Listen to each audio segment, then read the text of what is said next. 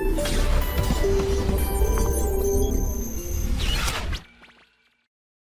बेटा अपना परवलय पूरा हो गया। अब अपन नया चैप्टर शुरू करते हैं। नया चैप्टर कौन सा? दीर्घवृत्त, एलिप्स। ठीक है, नए चैप्टर से शुरुआत करते हैं, एलिप्स से। दीर्घवृत्त।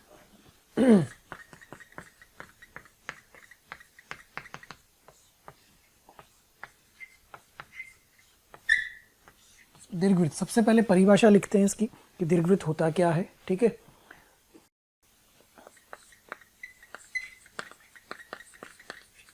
डेफिनेशन, परिभाषा। एक स्थिर बिंदु S, एक गतिशील बिंदु H, K और एक स्थिर रेखा फिक्स्ड लाइन, उससे यह दूरी PM और यह दूरी PS। तो जब हमने शांकव पढ़ा था तो शांकव की परिभाषा क्या पढ़ी थी कि किसी गतिशील बिंदु की एक स्थिर बिंदु से दूरी और एक स्थिर रेखा से दूरी का अनुपात अचर रहता है तो बिंदु का बिंदुपथ एक शांकव कहलाता है ना, याद है? तो अब क्या होगा, यह PS स्थिर बिंदु से दूरी और PM स्थिर रेखा से दूरी E के बराबर होती है, अचर होती है। और ये E क्या होगा? 1 से छोटा, तो आपके पास क्या बन रहा होगा? दीर्घवृत्त बन रहा होगा। तो एक गतिशील बिंदु इस प्रकार गति करता हो कि उसकी स्थिर बिंदु से दूरी और स्थिर रेखा से दूरी का अनुपात 1 से कम हो, तो जो शांकव बनेगा वो एक दीर्घवृत्त बन जाएगा। इसी की एक दूसरी परिभाषा भी होती है, सेकंड डेफिनेशन दीर्घवृत्त के लिए। दो फिक्स्ड पॉइंट मान लीजिए A और B, दो स्थिर बिंदु। इन दोनों स्थिर बिंदुओं के मध्य कुछ फिक्स्ड दूरी है और एक बिंदु इस प्रकार गति करता है कि उसकी A से दूरी और B से दूरी का योग सदैव अचर रहे। PA plus PB is equal to क्या हो जाए? कांस्टेंट हो जाए। एक बिंदु इस प्रकार गति करता हो कि उसकी दो स्थिर बिंदुओं से दूरियों का योग सदैव अचर रहे, तो बिंदु P का बिंदुपथ जो पथ बनाएगा वह एक दीर्घवृत्त बनेगा। बिंदु P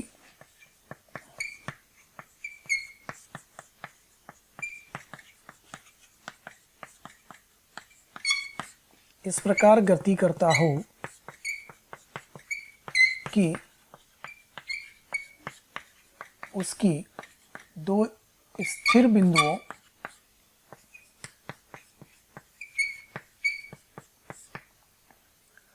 बिंदु P इस प्रकार गति करता हो कि उसकी दो स्थिर बिंदुओं A एंड B से दूरियों का योग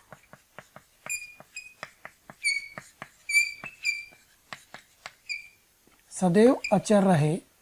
सदैव कैसा रहे? अचर रहे, कांस्टेंट रहे। तो P का बिंदुपथ एक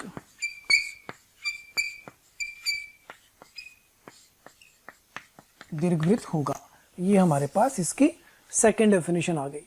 तो एक तो शांकव की परिभाषा कि PS अपॉन PM क्या होना चाहिए? E से E के बराबर होना चाहिए और वो E की वैल्यू क्या होनी चाहिए? 1 से छोटी होनी चाहिए। तो PS अपॉन PM अगर 1 से छोटा होगा तो दीर्घवृत्त बनेगा। दूसरी परिभाषा, बिंदु इस प्रकार गति करता हो कि उसकी दो स्थिर बिंदुओं से दूरियों का योग सदैव अचर रहे, तो भी हम कहेंगे कि बिंदु P का बिंदुपथ एक दीर्घवृत्त बनेगा।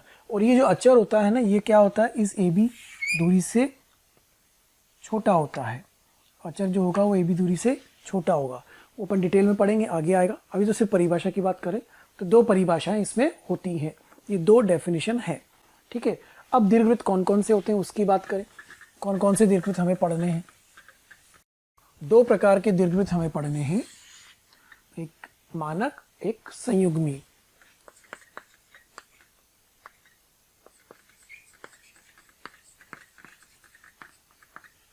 To types of ellipse. पहला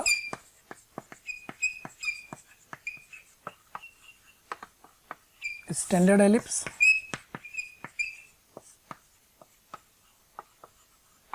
मानक दीर्घवृत्त। स्टैंडर्ड एलिप्स कैसा होता है? कुछ इस प्रकार का होगा, जिसके लिए एक्स अक्ष, वाई अक्ष इस प्रकार से होंगे। यह एक दीर्घ अक्ष कहलाएगा, यह एक लघु अक्ष कहलाएगा। यह इसका केंद्र होगा। इसकी नियताएं यहाँ पर होती हैं। दो नियताएं होती हैं, यह केंद्र होता है, दो नाभियां होती हैं एस एस डैश, दो शीर्ष होते हैं ए ए डैश। इस प्रकार से और डिटेल में अपन फिर बाद में बनाएंगे। जो मानक दीर्घवृत्त होगा उसका समीकरण होता है x square upon A square plus Y square upon b square equal to 1। शर्त होती है कि ए का मान बी से बड़ा होना चाहिए। मानक दीर्घवृत्त वो होगा जिसमें ए का मान बी से बड़ा होगा। जैसे उदाहरण के लिए लिखें अपन X square upon 16 plus Y square upon 9 बराबर 1। और उदाहरण लें एक्स स्क्वायर बटे 25 प्लस वाई स्क्वायर बटे 16 बराबर 1। ए का मान 4, बी का मान 3, ए का मान 5, बी का मान 4। तो ए का मान बी से बड़ा होना चाहिए। तो वो कौन सा बनता है? मानक बनता है। इस प्रकार से क्षैतिज रूप में बनता है। सेकंड होता है कॉन्जुगेट एलिप्स, संयुग्मी।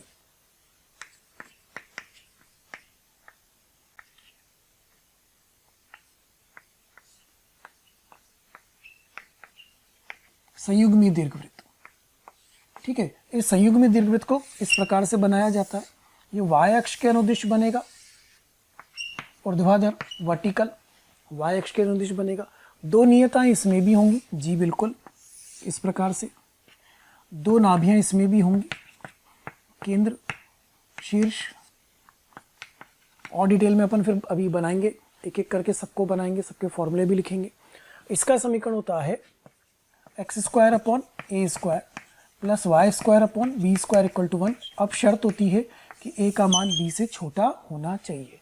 तो मतलब समीकरण दोनों के एक जैसे हैं, समीकरण दोनों के एक जैसे हैं। शर्त इतनी है कि अगर ए बी से बड़ा होगा तो मानक बनेगा, और अगर ए बी से छोटा होगा तो संयुग्मी वाला बन जाएगा। उदाहरण के लिए एक्स स्क्वायर बटे 9 प्लस वाई स्क्वायर बटे 16 बराबर 1। और उदाहरण लिखें एक्स स्क्वायर बटे 3 प्लस वाई स्क्वायर बटे 4 बराबर 1। ए का मान बी से छोटा तो संयुग्मी बनेगा, ए का मान बी से बड़ा तो मानक वाला बनेगा। स्टैंडर्ड और कॉन्जुगेट दोनों में इक्वेशन सेम है, सिर्फ ए और बी को देख के पता चलता है कि कौन सा स्टैंडर्ड है, कौन सा कॉन्जुगेट है। अब इनके फॉर्मूले पे आते हैं कि जो हमें यूज़ करने हैं वो फॉर्मूले लिख लेते हैं पहले सबके लिए।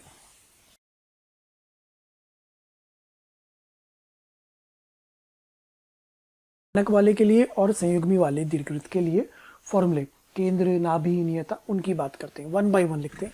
सबसे पहले केंद्र सेंटर, वो दोनों में ही 0,0 होता है। केंद्र दोनों का ही 0,0 होता है। देखिए अगर एक चित्र यहाँ बन सकता है तो मैं बना भी देता हूँ, साथ के साथ बनाते हुए चलते हैं। एक्स अक्ष,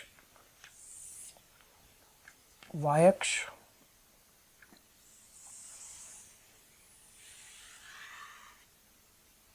ये दीर्घवृत्त बन गया। इसका केंद्र C 0,0, ये केंद्र C हो गया 0,0। कौन सा वाला बना रहे हैं हम? स्टैंडर्ड वाला।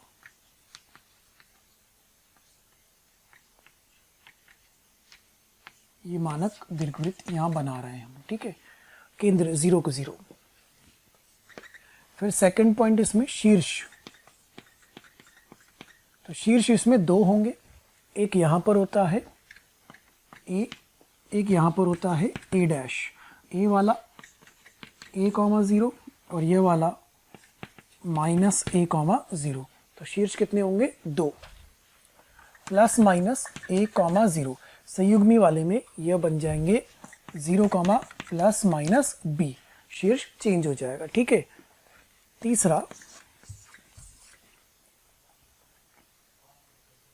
नाभि, नाभि के निर्देशांक, तो नाभि एक नहीं होगी, दो होंगी।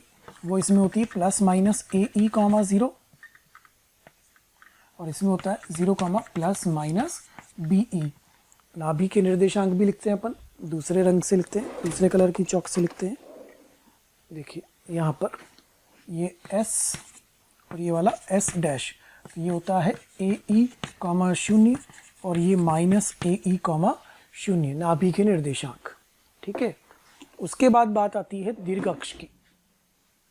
चौथा मेजर एक्सिस, इसको कहते हैं दीर्घ अक्ष। दीर्घ अक्ष, ये दीर्घ अक्ष वो होता है जो केंद्र और नाभि से गुजरता है। ये लाइन होती है ए डैश। तो दीर्घ अक्ष कौन सी है? इसमें एक्स अक्ष मतलब y बराबर 0, इसमें हो जाएगी x बराबर 0।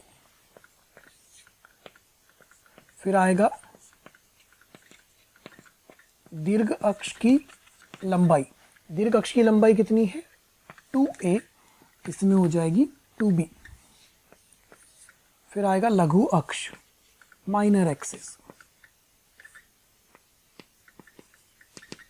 लघु अक्ष ऐसा होता है जो दीर्घ अक्ष के लंबवत हो और केंद्र से गुजरता हो। तो ये बनेगा b डैश, यह बिंदु 0, b, यह बिंदु 0, -b। तो ये b डैश क्या है? लघु अक्ष। तो इसका समीकरण x बराबर 0 और इधर y बराबर 0। आते हैं फिर लघु अक्ष की लंबाई पर।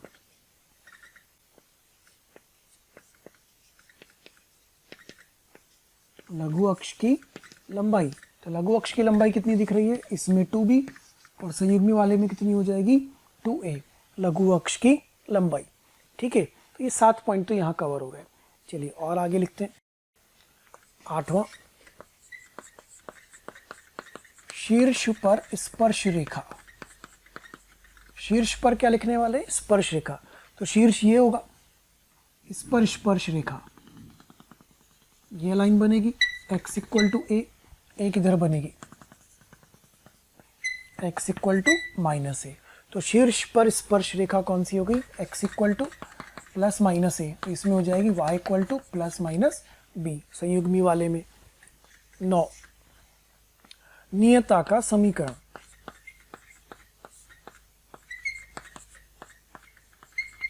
नियता का समीकरण, नियता कितनी लाइन होंगी इसके अंदर? 2 लाइन्स होंगी नियता। एक यहाँ मिलेगी नियता, ये होती है x इक्वल टू a/e लंबवत। एक इधर मिलेगी x इक्वल टू -a/e, यह भी लंबवत। तो नियता कितनी मिलेंगी? 2, x इक्वल टू +-a/e, इसमें y इक्वल टू +-b/e, संयुग्मी वाले में। फिर 10वां, नाभि लंब की लंबाई। नाभि लंब की लंबाई इसमें होती है 2b²/a, इसमें 2a²/b। जो नाभि लंब होता है वो जानते हैं आप कौन सा होता है? नाभि लंब जब हम बनाएंगे तो नाभि लंब इस प्रकार से बनेगा। क्या यह लाइन नाभि लंब कहलाएगी? यह कहलाएगी नाभि लंब। अब इसके शीर्ष लिखने होंगे तो हम कैसे लिखेंगे? जैसे मान लीजिए L डैश, इधर लिख लेते हैं N डैश। तो कुल लंबाई कितनी है? 2b²/a। तो अब क्या नाभि लंब के समीकरण लिख सकते हैं?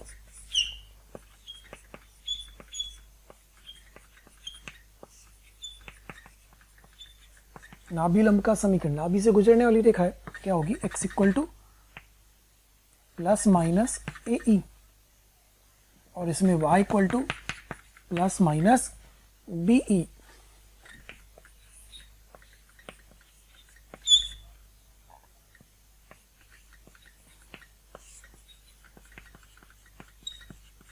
नाभि लंब के सिरे, उसमें होगा x निर्देशांक AE और इधर होगा +-, क्योंकि उधर +- आ जाएगा, इधर हो जाएगा 2b²/a, तो +-b²/a।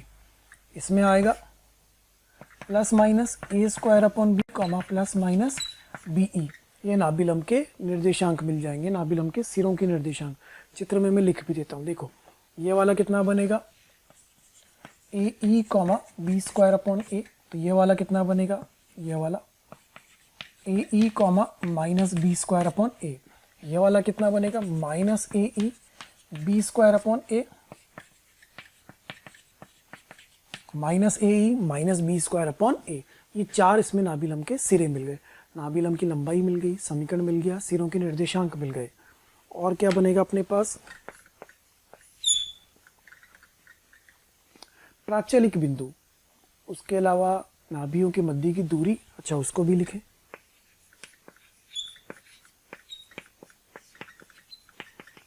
नाभियों के मध्य दूरी, दोनों नाभि के मध्य दूरी कितनी दिखाई दे रही है चित्र में देखिए, दोनों नाभि के मध्य दूरी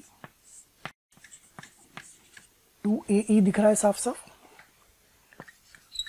तो इस वाले में कितना हो जाएगा 2BE, नाभियों के मध्य दूरी।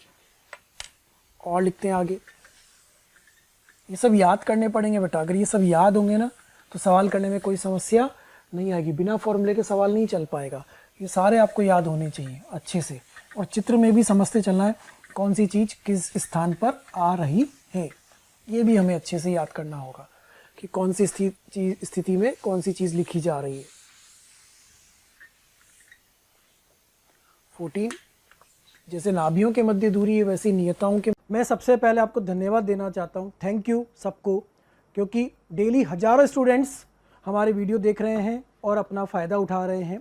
आपसे रिक्वेस्ट है कि आप YouTube चैनल पे जाएं, डिस्क्रिप्शन बॉक्स में जाएं और लिंक पे जाकर के सब्सक्रिप्शन करें ताकि आपको इसका और भी बेहतर तरीके से फ़ायदा मिले। दूसरी बात, यदि आप डाउट सॉल्विंग का भी फ़ायदा लेना चाहते हैं, स्टडी मटेरियल का भी फ़ायदा लेना चाहते हैं, तो उस लिंक पर जाकर के अपने प्रीमियम सब्सक्रिप्शन को सुनिश्चित कीजिए। मध्य दूरी है,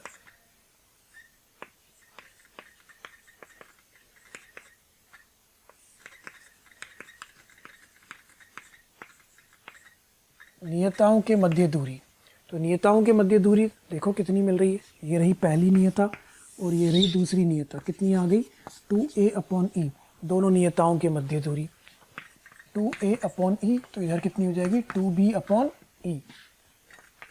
15 नंबर, प्राचलिक बिंदु,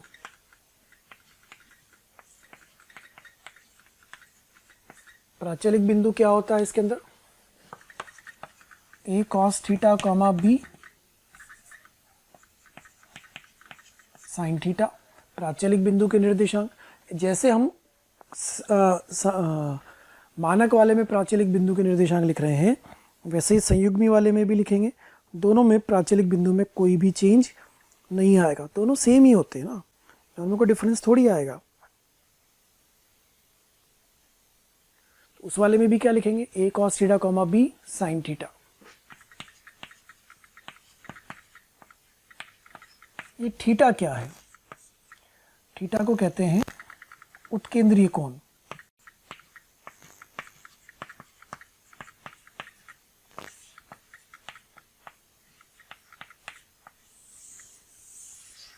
थीटा क्या कहलाता है, उत्केंद्रीय कोण।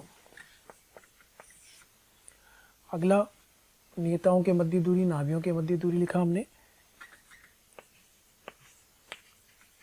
किसी बिंदु दीर्घवृत्त पर स्थित, किसी बिंदु दीर्घवृत्त पर स्थित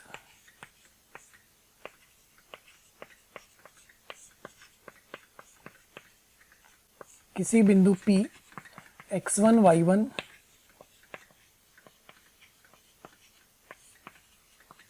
की नाभीय दूरी, किसी बिंदु x1 y1 की नाभीय दूरी, कोई बिंदु P x1 y1 लिख ले और उसकी नाभि से दूरी, किसी भी एक नाभि से दूरी, तो जब दोनों नाभियों से अलग अलग दूरी तो दूरी आएगी a plus minus E x1 और इसमें आएगा b प्लस माइनस ई y1, दोनों अलग अलग नाभियों से दूरी। नाभीय दूरियों का योग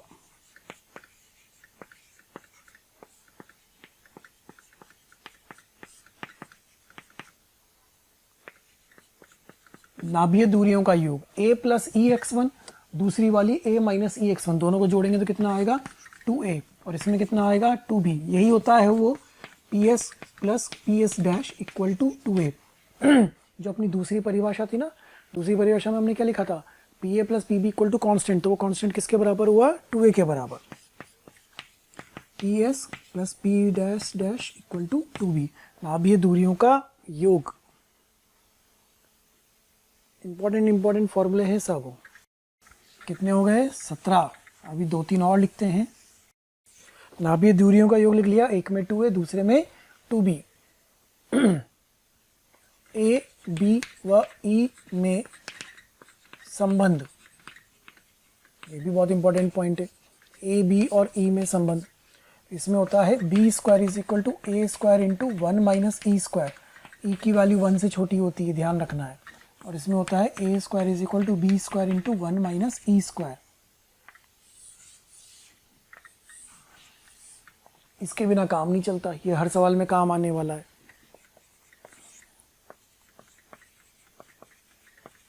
दीर्घवृत्त का समीकरण जबकि केंद्र h कॉमा के हो, केंद्र क्या हो, h कॉमा के। केंद्र अगर 0 0 था तो समीकरण लिख ही चुके हैं हम। अब h कॉमा के होगा तो x माइनस एच का होल स्क्वायर अपॉन ए square plus y minus k का whole square upon b square equal to 1 आ जाएगा। a का मान किससे बड़ा रहेगा, b से, मानक वाले में। इसमें आएगा x माइनस एच का होल स्क्वायर अपॉन ए स्क्वायर y माइनस के का whole square upon b square equal to 1। इसमें a का मान b से छोटा होगा संयुग्मी वाले में। तो ये कुछ पॉइंट्स जिनकी लोकेशन मैंने लिख के दी है, ठीक है। और ये कुछ फॉर्मूले जो हमें याद होने चाहिए। सभी चीज़ें अच्छे से याद होंगी तो सवाल करने में कभी कोई समस्या नहीं आएगी, कोई भी दिक्कत नहीं आएगी। कुल मिलाकर ये कितने फॉर्मूले हमने लिख लिए, 19 फॉर्मूले हमने लिख लिए हैं। दोनों नियताओं के मध्य दूरी, नाभियों के मध्य दूरी, किसी बिंदु की नाभीय दूरी, सब कुछ अच्छे से हमें आना चाहिए और सब कुछ चित्र में दिखना भी चाहिए। ये चित्र जो आप देख रहे हो, इस चित्र में आपको ये सारी चीज़ें नज़र आ रही हैं। इसमें जो कुछ दूरियां हैं वो और मैं बनाता हूँ तो आपको और क्लियर होगा। चित्र दोबारा बनाते हैं। देखो हम कौन सा बिंदु कहाँ है वो मैंने आपको लोकेट करके दे दिया। अब एक बार फिर से हम चित्र बना रहे हैं। यहाँ पर नियता होती है, इस प्रकार से दीर्घवृत्त बनेगा एस एस डैश। तो दोनों नाभियों के मध्य की दूरी 2ae, दोनों नियताओं के मध्य की दूरी 2a अपॉन ई, ठीक है। यह दूरी, यह पॉइंट कितना था, ae कॉमा 0, यह कितना है x equal to a upon E. यह बिंदु यहाँ पर लिखा हमने a कॉमा 0। तो जब शीर्ष से केंद्र की यह दूरी ज्ञात कर रहे होंगे, जिससे नाभि की, तो यह दूरी होगी ए। यह दूरी लिखेंगे तो यह दूरी कितनी होगी ए, और यह दूरी लिखेंगे तो कितनी होगी ए अपॉन ई। केंद्र से नाभि ए दूरी पर, केंद्र से शीर्ष ए दूरी पर, और केंद्र से नियता ए अपॉन ई दूरी पर। इनका अंतर भी लिखें। यह दूरी कितनी होगी ए अपॉन ई माइनस ए। नाभि और नियता के मध्य दूरी कितनी होगी ए अपॉन ई माइनस ए ई। होगी कि नहीं होगी। के शीर्ष और नाभि के मध्य दूरी कितनी होगी ए माइनस ए ई। देखिए कुल कितनी दूरियां दिख रही है, 1 2 3 4 5 6 7 8। 8 प्रकार की दूरियां हमें दिखनी चाहिए। दोनों नाभियों के मध्य दूरी, दोनों नियताओं के मध्य दूरी, केंद्र की नाभि से दूरी, केंद्र की शीर्ष से दूरी, केंद्र की नियता से दूरी, नाभि और शीर्ष के मध्य दूरी का अंतर, शीर्ष और नियता के मध्य दूरी का अंतर, और नाभि और नियता के मध्य दूरी का अंतर। ये सारे हमारे को क्लियर होने चाहिए। 8 प्रकार की दूरियां आपके चित्र में दिखनी चाहिए। अब कॉन्जुगेट वाला बनाते हैं, कॉन्जुगेट हाइपरबोला।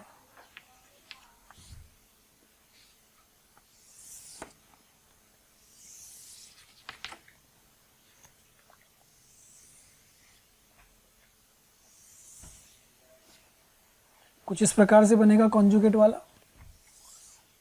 ये y अक्ष, यहाँ नियता होगी y equal to B upon E. तो एक नियता इधर होगी y equal to minus B upon E.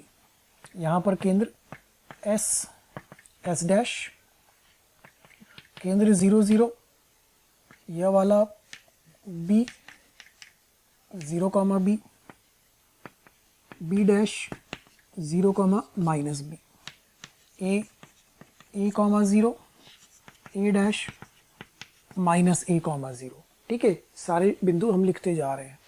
यह वाला कितना होता है 0 कॉमा बी ई, और ये वाला 0 कॉमा माइनस बी ई। नाभिलंब इस प्रकार से 2 रेखाएं होंगी। शीर्ष पर स्पर्श रेखा y बराबर b, y equal to minus b, ये शीर्ष पर स्पर्शरेखा है। नाभि लंब के सिरों के निर्देशांक लिखते हैं।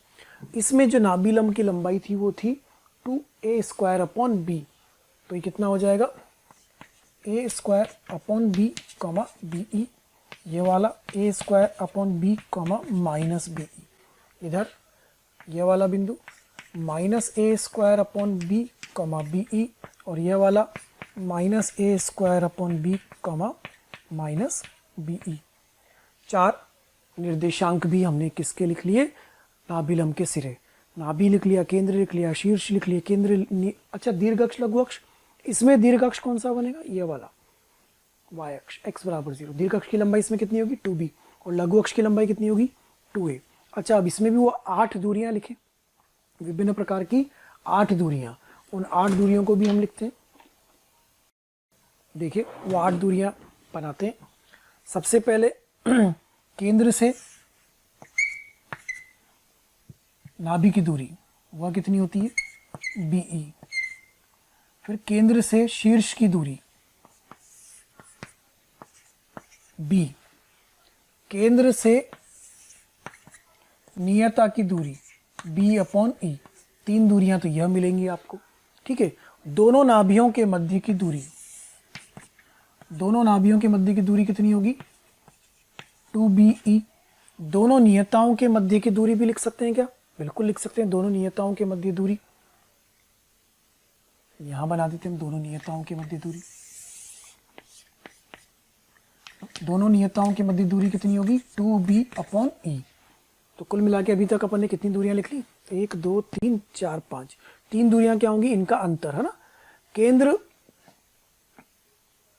शीर्ष और नाभि के मध्य दूरी का अंतर B माइनस BE, क्योंकि जब कॉन्जुगेट बनता है तो A का मान B से छोटा हो जाता है, ये ध्यान है ना। और जब मानक वाला बनता है तो A का मान B से बड़ा हो जाता है, तो इसीलिए दूरियों में भी फर्क पड़ रहा है। देखिए इसमें आपने लिखा है A माइनस AE, उधर क्या हो गया B माइनस BE, आ रहा है चेंज, A की जगह कौन आ गया B। यह अंतर कितना होगा B upon E minus B, और एक अंतर यहां पर लिखेंगे, नियता और नाभि के मध्य दूरी का अंतर वो होगा B upon E minus BE।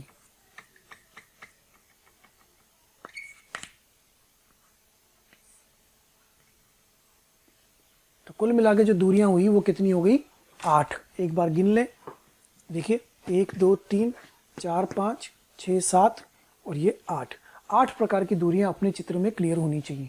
उसमें भी देखिए 1 2 3 4 5 6 7 और ये 8 प्रकार की दूरियां हमारे चित्र में बिल्कुल हमें क्लियर होनी चाहिए, अच्छे से दीर्घवृत्त के अंदर हमें नजर आनी चाहिए। कौन सा बिंदु कहाँ है वो भी हमें क्लियर होना चाहिए, शीर्ष कौन सा है, नाभि लंब के सिरे कौन से हैं, नाभि लंब कौन सा है, नाभि किस जगह पर है, केंद्र किस जगह पर है, दीर्घ अक्ष कौन सा है, लघु अक्ष कौन सा है।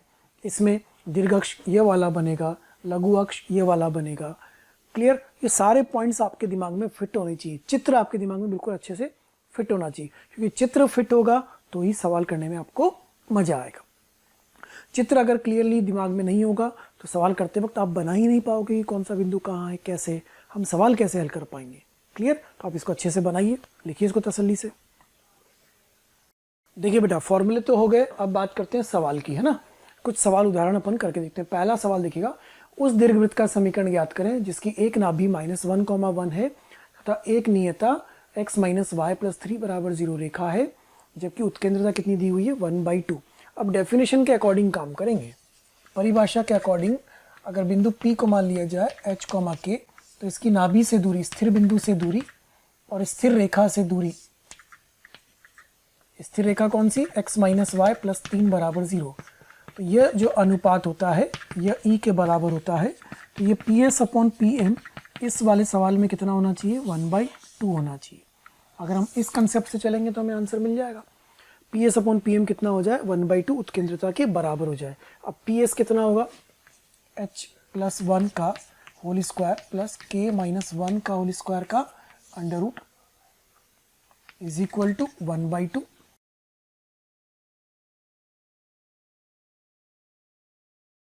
माइनस के plus 3 upon under root of 2। ठीक है, ये आ गया।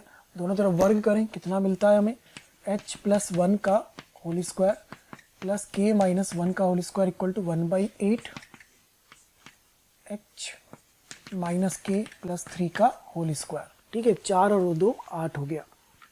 अब इसको सॉल्व करते हैं। 8 into H square plus 1 plus 2h plus K square plus 1 minus 2k is equal to H square plus K square plus 9 minus 2h minus 6k। प्यारे बच्चों, कमेंट बॉक्स में रोज़ कमेंट्स आ रहे हैं कि सर इस टॉपिक पे वीडियो बना दीजिए या ये इस बारे में हमें समझाइए, हमारी ये शंका है इसको दूर कर दीजिए। तो मेरी आपसे रिक्वेस्ट है कि आप YouTube चैनल पे जाइए, उस पर सब्सक्राइब करिए और जो बेल आइकन है उसको हिट करिए ताकि नोटिफिकेशंस आपको मिलते रहें और कोई भी नोटिफिकेशन, कोई भी वीडियो आपसे मिस ना हो। मैं ऐसा आपसे इसलिए कह रहा हूँ क्योंकि जिन भी टॉपिक्स की, जिन भी डाउट्स की, जिन भी बातों के बारे में आप वीडियोस चाह रहे हैं वो ऑलरेडी हमने पोस्ट किए हुए हैं, अपलोड किए हुए हैं, लेकिन वो आपसे मिस हो जाते हैं क्योंकि आपके पास प्रॉपर्ली नोटिफिकेशन नहीं आ पाते हैं। इसीलिए आपसे कहा जा रहा है कि आप सब्सक्राइब करिए ताकि कोई भी वीडियो आपसे मिस ना हो और कोई भी शंकाएं आपकी ना रहें। प्लस 6h, ये आ गया आपके पास समीकरण। हल करें। 8h स्क्वायर तो 7x स्क्वायर, h की जगह क्या रख देंगे अपन, x रख देंगे, तो ये बन गया 7x स्क्वायर। फिर plus 7y square minus 2h, इधर तो आ ही नहीं रहा ऐसा कुछ, तो प्लस 2xy। फिर x वाले पद को ले तो 6h है और यहाँ पर कितना है 2h, 16h माइनस, तो प्लस 10x। y वाले पद को ले तो y वाला आ रहा है माइनस 16, इधर आएगा तो प्लस, तो माइनस 10y। अचर पद इधर से आएगा 8 और 8 16, 16 माइनस 9 प्लस 7 इक्वल टू 0। ये आपके पास समीकरण बन के आ जाता है। 7x square plus 7y square plus 2xy plus 10x minus 10y plus 7 equal to 0।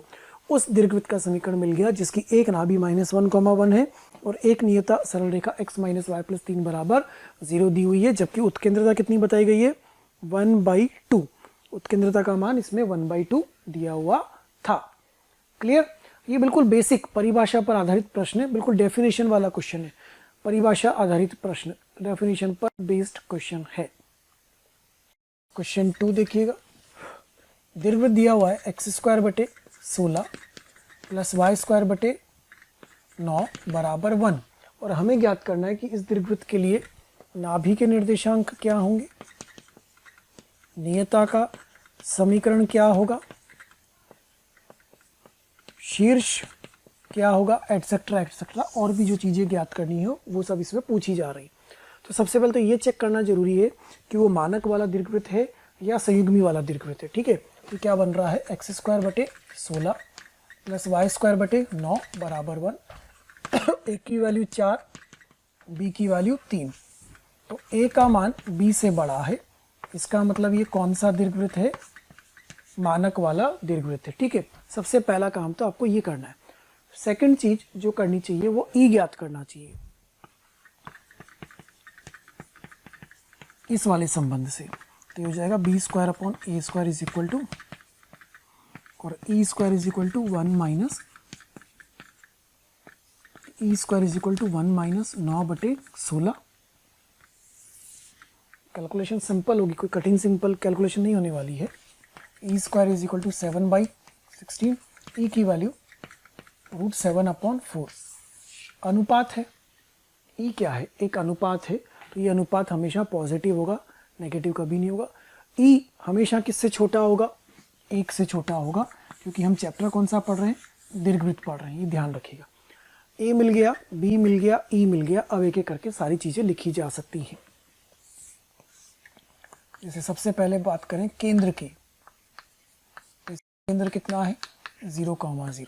दूसरी बात करें शीर्ष की, तो शीर्ष क्या होता है प्लस माइनस a,0, तो इसके शीर्ष क्या मिल गए प्लस माइनस 4,0। फिर बात करें इसके नाभि की, तो नाभि के निर्देशांक क्या होते हैं plus minus ae,0, plus minus ae,0, तो वो कितना आ रहा है प्लस माइनस ए का मान 4, ई का मान √7, तो प्लस माइनस √7, 0। नियता होता है x equal to plus minus A upon E, x equal to plus minus A upon E, x equal to plus minus A का मान 4, √7 अपॉन 4, तो ये आ गया प्लस माइनस 16 बटे √7, ये मिल गया आपको। नाभि लंब की लंबाई लिखनी हो,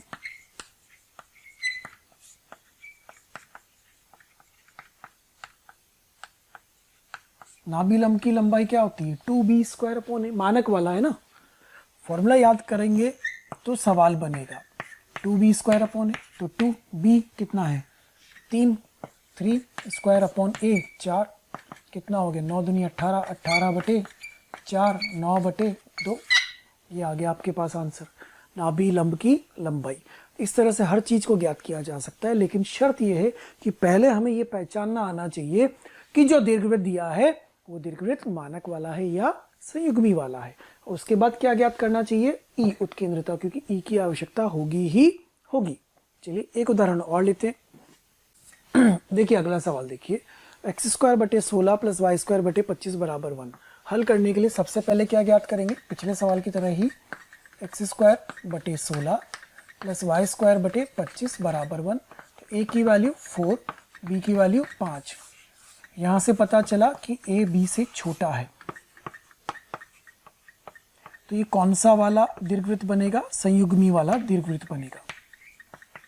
बिल्कुल तसल्ली से चलना है, संयुग्मी वाला दीर्घवृत्त बनेगा। अब अगला काम क्या कर लेना चाहिए, हमें ई ज्ञात कर लेना चाहिए। तो ई के लिए क्या संबंध होगा, a² is equal to b² into 1 minus e², a² upon b² is equal to 1 minus e², और e² is equal to 1 minus a² upon b²। चलिए आगे सॉल्व करते हैं। तो e² is equal to 1 minus a², 16 बटे 25, तो e² is equal to कितना आ गया 25, 9 बटे 25। ई की वैल्यू कितनी आ गई 3 बटे 5।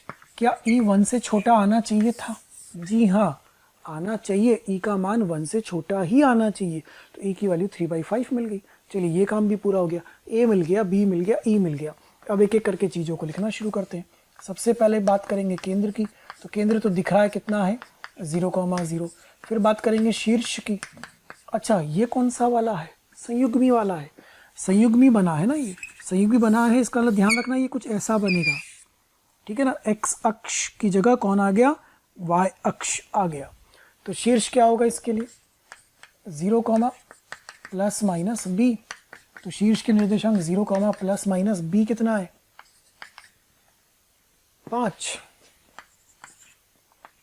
नाभि के निर्देशांक लिखने हैं, तो इसके लिए नाभि के निर्देशांक होंगे 0, प्लस माइनस बी ई, तो 0, plus minus b e, b कितना है 5 और ई कितना है 3/5, तो कितना आ गया 0, प्लस माइनस 3। फिर 4 नंबर पे नियता लिख रहे हैं, तो नियता का समीकरण संयुग्मी वाले के लिए नियता का समीकरण वो होता है y equal to plus minus B upon E. कितना हो जाएगा y equal to plus minus B का मान 5, 3/5, कितना हो गया प्लस माइनस 25/3। बिल्कुल तसल्ली से लिखना है सब चीज़ को, फॉर्मूले का रिवीजन करना पड़ेगा, फॉर्मूले आपको रटने पड़ेंगे। उसका आसान तरीका क्या है, एक बार स्वयं से सारे फॉर्मूले लिख लीजिए, एक बार स्वयं से पूरा चित्र बना लीजिए, लोकेट कर लीजिए, आपको याद हो जाएंगे। नाभि लंब की लंबाई, संयुग्मी वाले में नाभि लंब की लंबाई होती है 2a² अपॉन बी, तो 2a, ए का मान कितना है 4, अपॉन बी 5, कितना हो गया 32/5। और भी जो पूछा जाएगा वो ज्ञात किया जा सकता है इस तरीके से। तो ये तो हुआ मानक वाला और संयुग्मी वाला दीर्घवृत्त अगर दिया हो तो किस प्रकार से कंपेयर करके उसको हल करेंगे, ठीक है। आप लिख लीजिए इसको। देखिए अगला सवाल देखिए, अब स्टैंडर्ड या जो मानक वाला है या जो कॉन्जुगेट वाला है, जो संयुग्मी वाला है, वो डायरेक्टली नहीं दिया है, मतलब केंद्र 0, 0 नहीं दिया है, आपको एक द्विघात के रूप में दिया हुआ है। इसमें x² भी आएगा और y² भी आएगा।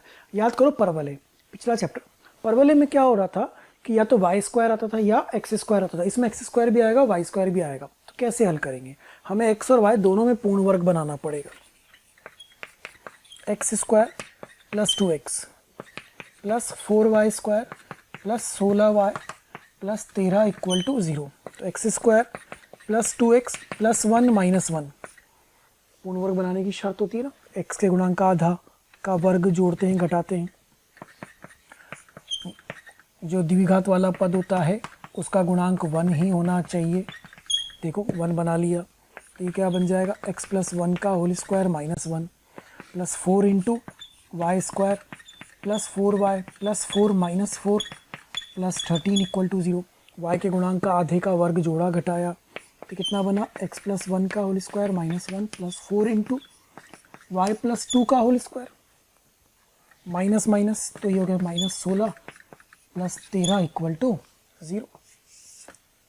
हल करें इसको और तो कितना हुआ ये, x प्लस 1 का whole square plus 4 into y plus 2 का होल स्क्वायर इक्वल टू, उधर लेके जाए तो ये हुआ माइनस 17, तो 17 17 माइनस 13 4, ये आ गया 4। अब डिवाइड करते हैं तो x प्लस 1 का whole square upon 4 plus y plus 2 का whole square upon 1 equal to 1 upon में 2 का whole square plus y plus 2 का होल स्क्वायर अपॉन में 1 का होल स्क्वायर इक्वल टू 1। ये बन के आया आपके पास समीकरण। लेकिन इसके तो फॉर्मूले लिखे ही नहीं हमने जो भी फॉर्मूले लिखे वो तो तब लिखे जब केंद्र 0 0 होता है। तो इसको कंपेयर करेंगे x square upon A square plus Y square upon b square equal to 1 से। तो कैपिटल एक्स की value x plus 1, capital Y की वैल्यू वाई प्लस 2, ए की वैल्यू 2, बी की वैल्यू 1। ए जो है वो बी से बड़ा है, ए का मान किससे बड़ा है, बी से बड़ा है, तो कौन सा वाला बनेगा, मानक वाला बनेगा। इतनी बात तो क्लियर हो गई। फिर अगले स्टेप में मैंने क्या बोला था, ए मिल जाए बी मिल जाए तो ई ज्ञात करो। तो ई का वैल्यू निकालते हैं, तो B square is equal to A square into 1 minus E square. तो B square upon A square is equal to 1 minus E square. E square is equal to 1 minus B square upon A square. E square is equal to 1 minus B square मतलब 1/4। तो E square is equal to 3/4। E की value √3 upon 2। क्या 1 से छोटी आई है? जी हाँ, इसका मतलब ये सही है क्योंकि ई का मान 1 से छोटा आना ही चाहिए। अब आगे और बात करें एक एक करके। सबसे पहले अगर हमें केंद्र ज्ञात करना हो तो जो भी फॉर्मूले आपने लिखे हैं वो इसके लिए लिखे हैं। जो भी आपने याद किया है वो सिर्फ इस वाले के लिए याद किया है। भाई जो भी फॉर्मूले आप याद करके बैठे हो वो इसके लिए याद करके बैठे हो। तो केंद्र क्या होता है, 0,0। केंद्र अगर 0,0 होता है इसका अलग x निर्देशांक 0, y निर्देशांक 0। कौन सा x कौन सा y, capital x capital y। Capital x capital y 0 0 होना चाहिए। अब कैपिटल x की वैल्यू है तो ये हो जाएगा x plus 1 equal to 0, y plus 2 equal to 0। कितना आ गया, -1 -2। ये क्या मिल गया आपको, केंद्र मिल गया। सेकंड, शीर्ष प्लस माइनस a,0। ये होते हैं ना फॉर्मूले, इसके अकॉर्डिंग चल रहे हैं और मानक वाला हमें मिल चुका है उसके अकॉर्डिंग अपन बात कर रहे हैं। तो x निर्देशांक प्लस माइनस a होना चाहिए, y निर्देशांक 0 होना चाहिए। कैपिटल x कैपिटल y की बात कर रहे हैं ना, तो कैपिटल x मतलब x प्लस 1, a कितना है 2, y प्लस 2 इक्वल टू 0। तो प्लस माइनस 2, तो x plus 1 equal to 2। y की वैल्यू तो -2 आ गई उधर से, और x प्लस 1 इक्वल टू -2। तो x equal to 1, x equal to -3। तो क्या मिला, 1, -2 और 1, -3। ये क्या मिले आपको, शीर्ष। ये शीर्ष के निर्देशांक आए। तसल्ली से करने वाला सवाल होगा, पहले पूर्ण वर्ग बनाओ, कंपेयर करो, पता करो, फिर फॉर्मूले लगाना शुरू करो। एक एक करके फॉर्मूले लगाते चले जाएंगे। और यहाँ लिखते हैं अपन, जैसे तीसरा हमें लिखना है नाभि, तो नाभि क्या होता है प्लस माइनस ए ई कॉमा 0, तो x निर्देशांक प्लस माइनस ए ई के बराबर, y निर्देशांक 0। अब x plus 1 equal to plus minus A की वैल्यू कितनी 2 √3/2, तो x plus 1 equal to plus minus √3, तो x equal to √3 minus 1, x equal to minus √3 minus 1, y plus 2 equal to 0, तो y इक्वल टू -2। तो जो नाभि के निर्देशांक मिले वो क्या मिले √3 minus 1 comma -2 and minus √3 minus 1 comma -2, ये नाभि के निर्देशांक है। बात समझ रहे हैं? ऐसे ही नियता मिलेगी। ये हमने क्या ज्ञात करा, पूरा समीकरण बनाया, ई ज्ञात करा, केंद्र निकाला, तो जो भी फॉर्मूले लगेंगे वो कैपिटल एक्स और कैपिटल वाई वाले दीर्घवृत्त के लिए लगेंगे। उसमें चेक करके चलोगे कि वो मानक वाला है या संयुग्मी वाला है, उसके अकॉर्डिंग बात की जाएगी। जैसे नियता लिखनी है, हम नियता भी यहाँ पे लिख लेते हैं, इतना तो आप लिख ही चुके होंगे, ठीक है। अब हम नियता लिखने वाले हैं। चौथा नियता, तो नियता क्या होती है x equal to plus minus A upon E. अब x कौन सा, कैपिटल एक्स वाला, x plus 1 equal to plus minus A का वैल्यू कितना है 2, ई का वैल्यू √3/2। यदि आप हमारे वीडियोस को देख रहे हैं और आपको वो पसंद आ रहे हैं तो मेरी आपसे रिक्वेस्ट है कि आप उनको लाइक करें, सब्सक्राइब करें, शेयर करें, ताकि वो और भी ज़रूरतमंद विद्यार्थियों तक पहुंच सके और उसका लाभ वो उठा सकें। आपके प्यार और स्नेह को देखकर हमारी टीम मोशन की पूरी टीम हाईली मोटिवेटेड है और हमारा हमेशा पूरा प्रयास है और रहेगा कि आपको बेहतर से बेहतर कंटेंट प्रोवाइड करते रहें। क्या हो गया ये x plus 1 equal to plus minus 4/√3, x equal to plus minus 4/√3 minus 1। कितनी रेखाएं मिलेंगी, दो रेखाएं मिलेंगी, दोनों रेखाएं क्या होंगी, नियताएं होंगी। बात समझ रहे हैं? प्लस माइनस 4/√3 माइनस 1, दो रेखाएं मिलेंगी, दोनों की दोनों क्या होंगी, नियता होगी। इस प्रकार से नाभि के निर्देशांक, नियता के निर्देशांक, केंद्र के निर्देशांक, शीर्ष के निर्देशांक, जो भी हमें ज्ञात करने को कहा जाए हम वो ज्ञात करके बता सकते हैं। इस पे ध्यान देना है बस, यहाँ गलती नहीं होनी चाहिए, ये सही होना चाहिए, इस पे ध्यान देते हुए चलना। और फॉर्मूले इसके लिए लगेंगे, सारे फॉर्मूले इसके लिए कार्य कर रहे हैं, इसके लिए ही याद किए हुए हैं, ठीक है। लिख लीजिए आप इसको। बेटा अगला सवाल देखिएगा, सवाल दिया हुआ है उस दीर्घवृत्त का समीकरण ज्ञात करें जिसके अक्ष निर्देशीय अक्षों के समकक्ष है, मतलब जिसके अक्ष x अक्ष और y अक्ष के समकक्ष है, और तथा जिसके शीर्ष प्लस माइनस 5,0 और नाभि प्लस माइनस 4,0 है। तो सबसे पहले चित्र बनाया जाए। कुछ ऐसा चित्र बनेगा, केंद्र 0 0 होगा क्योंकि जो इसके अक्ष हैं वो x अक्ष और y अक्ष के अनुदिश जा रहे हैं, उसके समकक्ष दिए हुए हैं। अच्छा, जो शीर्ष है उसमें y0 आ रहा है, नाभि में भी y0 आ रहा है, इसका मतलब x अक्ष पर होंगे। तो शीर्ष यह बिंदु A कितना होगा 5,0, इधर वाला A डैश कितना होगा -5,0, एक नाभि S 4,0, एक नाभि S डैश -4,0। इतना सब कुछ सवाल में दिया गया है। अब हमें दीर्घवृत्त का समीकरण ज्ञात करना है। तो सबसे पहले A ज्ञात करना पड़ेगा। क्या केंद्र से शीर्ष तक की दूरी A होती है और वो दूरी कितनी है 5। तो A का मान तो मिल भी गया, देखो A का मान आ गया 5।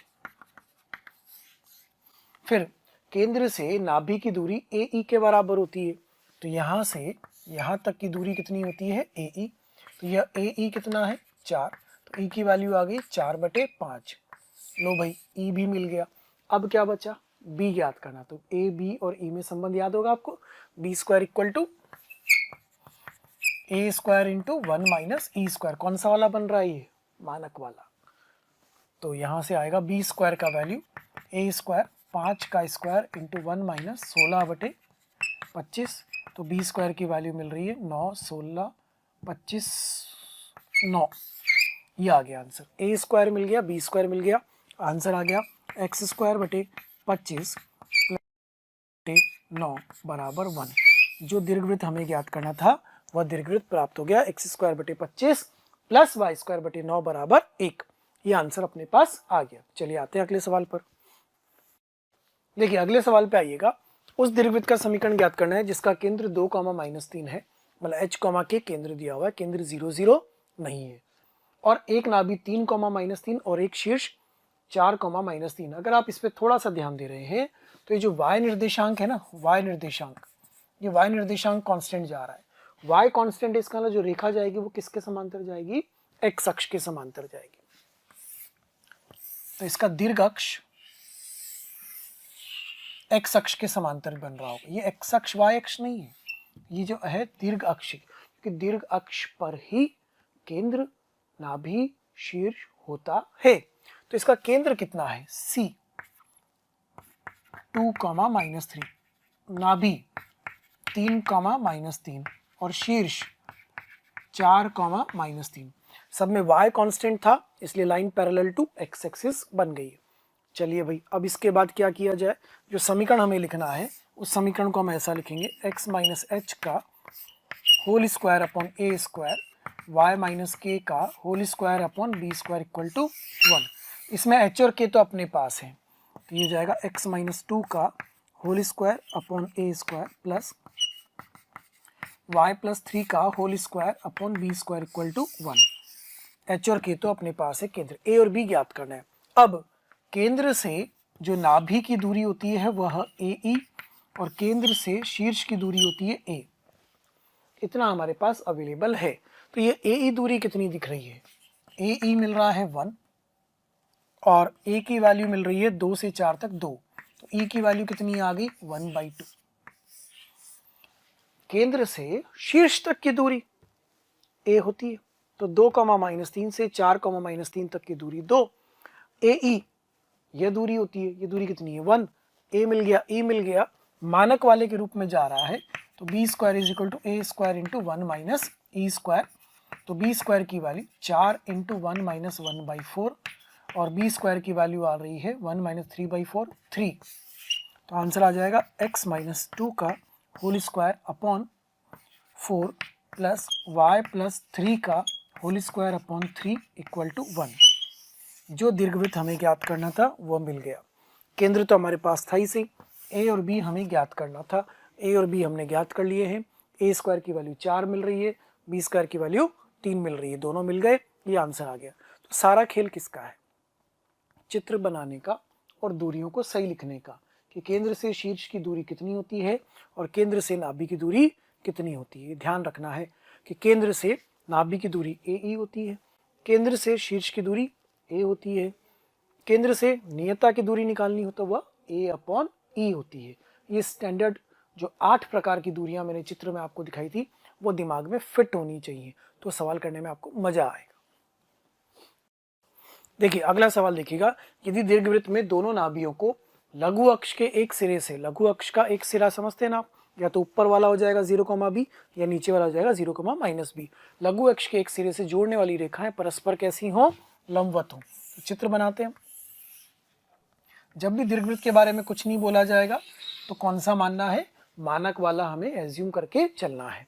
इसमें एक नाभि S AE, 0, एक नाभि S डैश माइनस AE, 0। लघु अक्ष का यह सिरा 0, b, इसको जोड़ने वाली रेखाएं, ये रेखाएं परस्पर कैसी हैं, लंबवत। इनके बीच में एंगल कितना बना दिया अपन ने, 90 डिग्री। एक की प्रवणता हम M1 ले लेते हैं, एक की प्रवणता M2 ले लेते हैं। अगर ये परस्पर लंबवत हैं तो इनकी प्रवणताओं का गुणन कितना होगा, -1। चलिए उस पे अप्लाई करते हैं, M1 M2 इक्वल टू -1।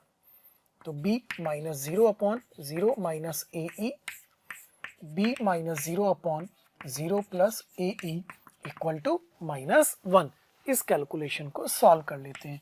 तो b square upon minus a square E square equal to -1 और b square is equal to A square E square.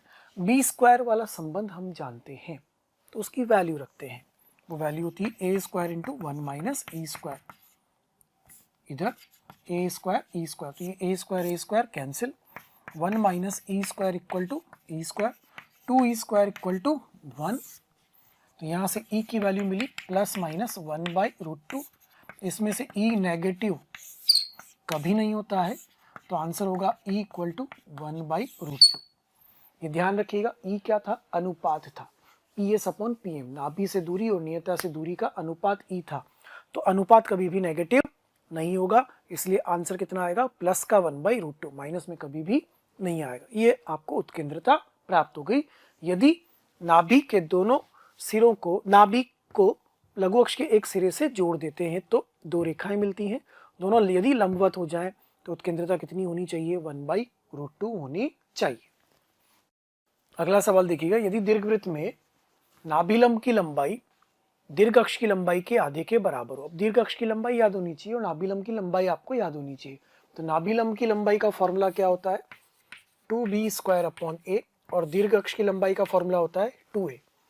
ये तो नाभिलंब की लंबाई लिख दी हमने, दीर्घ अक्ष की लंबाई लिख दी, उसके आधे के बराबर है। तो गिवन क्या है, अपन उस पर आते हैं।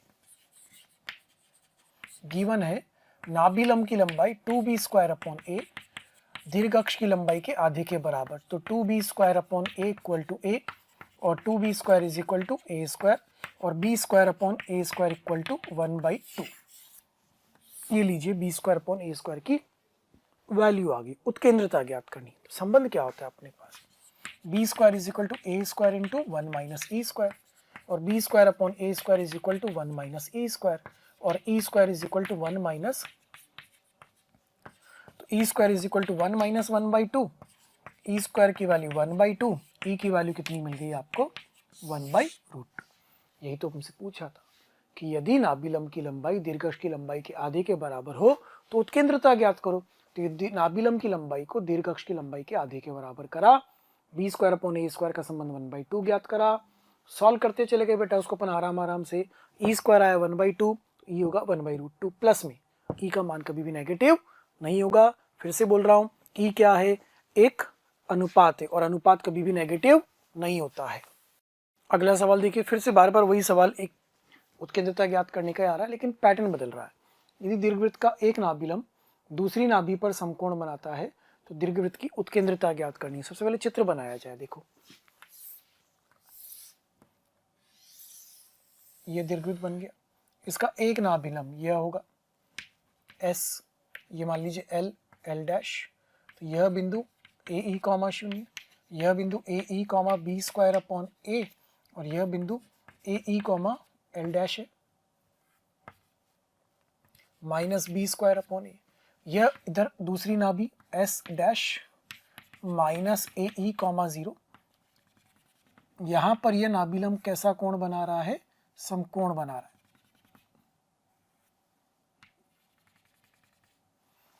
तो यह एंगल कितना है, 90 डिग्री। तो यदि एक नाभिलंब दूसरे नाभि पर समकोण बनाता है तो दीर्घवृत्त की उत्केंद्रता ज्ञात करनी। अब अगर यह समकोण बना रहा है तो हम प्रवणताओं में संबंध की बात कर सकते हैं। m1 m2 कितना होना चाहिए, -1। कंसेप्ट यहीं से शुरू होगा। कैलकुलेशन पे आते हैं, तो b² upon a minus 0 upon y2 minus y1 upon x2 minus x1, AE plus AE गुणन में इधर से minus b² upon a minus 0 upon AE plus AE equal to -1। इस कैलकुलेशन को पूरा करें तो ये आता है b⁴ upon a² upon 2AE 4a² e² equal to 1। इस कैलकुलेशन तक हम पहुंच गए, माइनस माइनस कट गया। इसको भी और हल करते हैं तो ये आता है b⁴ upon a⁴ equal to 4e²। Calculation को ध्यान से देखते चलिएगा। b⁴ upon a⁴ equal to 4e²। इसका वर्गमूल ले तो ये मिलेगा b² upon a² equal to 2e। ये b² अपॉन a² की वैल्यू आ गई। अच्छा, एक संबंध और होता है अपने पास, b² is equal to a² into 1 minus e²। ये भी है अपने पास, इन दोनों का यूज करें। b² अपॉन a² 2e के बराबर, b² upon a² 1 minus e² के बराबर। तो यहाँ से मिलेगा 2e equal to 1 minus e² plus 2e minus 1 equal to 0। एक द्विघात समीकरण मिल रहा है e का। इससे e के दो मान आएंगे, तो दोनों उत्केंद्रता होंगी क्या, नहीं, एक वर्ग की एक ही उत्केंद्रता होती है। e is equal to -2 plus minus b plus minus under root b² minus 4ac। Upon 2a, तो e का मान मिल रहा है -2 plus minus 4 plus 4 √8 upon 2 equal to -2 plus minus 2 √2 upon 2। e की वैल्यू 2 आ रही है, एक आ रही है -1 प्लस √2, एक आ रही है -1 माइनस √2। क्या e जो अनुपात है वह कभी नेगेटिव होगा? वो कभी भी नेगेटिव नहीं होगा, तो ये तो आंसर ही नहीं होगा, सिर्फ ये आंसर होगा। कौन सा?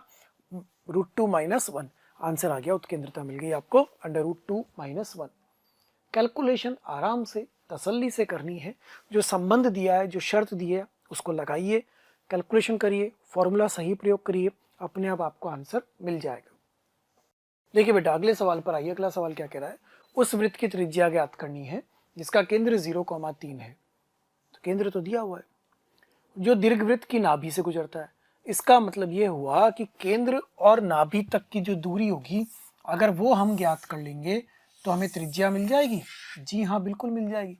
ये S और ये S डैश, यहाँ से वृत्त गुजर रहा है और केंद्र कहाँ है उसका? 0,3, इसकी नाभि से गुजर रहा है। तो कुछ ऐसा मान लेते हैं, इसका केंद्र यहाँ है 0,3, यह इसका केंद्र है। यहाँ से यहाँ तक की दूरी क्या इसकी त्रिज्या बन जाएगी? बिल्कुल बन जाएगी। तो हमारा खेल किस पर निर्भर कर गया? दीर्घवृत्त की नाभि पर। तो दीर्घवृत्त पर आते हैं। दीर्घवृत्त क्या दिया है आपको? x²/16 प्लस y²/9 बराबर 1। a की वैल्यू 4, इससे क्या मिलेगा? e। b² = a² × 1 - e²।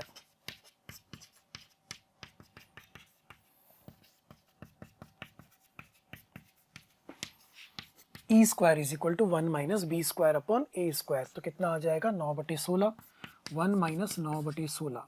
तो e की वैल्यू मिल जाएगी आपको 7√7/4। ये e मिल गया आपको। नाभि, नाभि के निर्देशांक क्या होते हैं? नाभि के निर्देशांक होते हैं s = प्लस ae, 0। तो s कितना आ गया? √7, 0। ये s मिल गया। c से s तक की जो दूरी होगी, क्या वही त्रिज्या होगी? जी हाँ, बिल्कुल। केंद्र c, वृत्त का केंद्र से नाभि तक की जो दूरी होगी वही त्रिज्या होगी। तो केंद्र कितना है? 0,3 माइनस √7² प्लस 3 - 0² = r²। तो r² कितना आ गया? 7 + 9। r की वैल्यू कितनी मिल गई आपको? 4। त्रिज्या मिल गई 4। यही इसने पूछा था। मतलब सिंपल छोटे छोटे क्वेश्चन से अपन फॉर्मूले याद कर रहे हैं, कंसेप्ट समझने की कोशिश कर रहे हैं कि वृत्त की त्रिज्या मिलेगी यदि केंद्र से नाभि तक की दूरी ज्ञात कर लें। मतलब हमने सिर्फ नाभि ज्ञात करने पर कैलकुलेशन करी है। तो नाभि के निर्देशांक कितने आए? √7, 0। दूसरी नाभि कौन सी होगी? -√7, 0। यहाँ लिख सकते हो। एंड -ae, 0, ये भी ले सकते हो आप, -√7, 0। कोई सा भी एक ले ले। तो C से S तक या C से S डैश तक, किसी एक नाभि तक की जो दूरी लेंगे वही त्रिज्या के बराबर हो। जो वीडियोस आप देख रहे हैं, जो वीडियोस हम आपको पढ़ा रहे हैं, यदि आप वीडियो वो चाहते हैं और भी मटेरियल चाहते हैं, स्टडी मटेरियल चाहते हैं, तो आप एक नंबर नोट कर लीजिए और उस नंबर पर कॉल कीजिए। नंबर है 1821 21 799, अर्थात 1800 21 21 799। Thank you.